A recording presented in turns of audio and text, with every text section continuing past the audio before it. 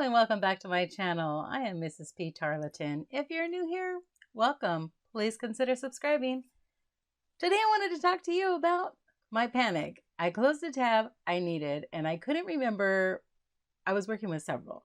Which one was it? What do I do? Oh no, I was in a panic. Kept singing to myself, oh no, no, no, no. Now what am I going to do? They're getting frustrated. I finally figured it out and I wanted to share it with you. So up here you can see at the top I have some tabs open. So one is Giphy, or Jiffy actually. I have Fatburger and I have my channel. So if I closed out my channel and I said, oh no, I needed that. Control-Shift-T for tab will open the last tab that I closed. What if I close multiple tabs? Control-Shift-Tab, Control-Shift-Tab, until I get back the ones that I need.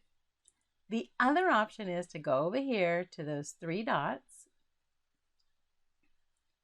go to your history, and right here there's recently closed. And you can do it that way as well. 3 cheers for a quick and easy solution. Hip, hip, hooray. Hope you found this helpful. Remember, step out and be uniquely wonderful you. Have a great day.